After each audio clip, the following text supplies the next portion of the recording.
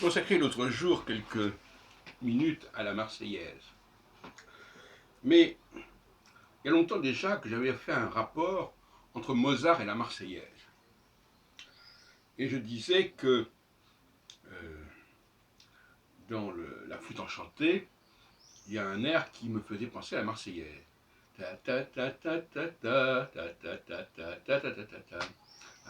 Et j'avais envisagé l'hypothèse que Mozart se serait inspiré de la Marseillaise.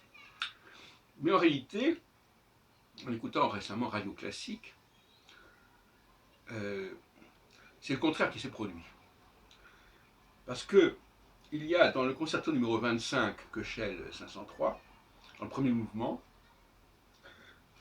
comme le rappelle d'ailleurs Robert Morin, je crois, enfin Morin, c'est pas comme ça, il y a un thème qu'on retrouve dans la Marseillaise. Mais en réalité,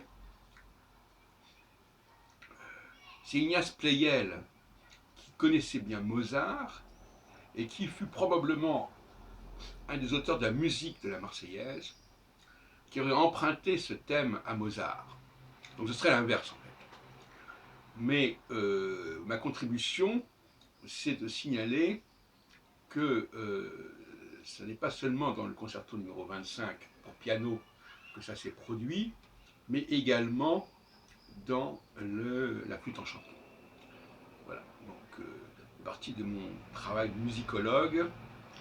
Et je rappelle que j'ai fait aussi un travail intéressant, il me semble, sur les concertos pour violon de Brahms, de Bruch et de Joachim,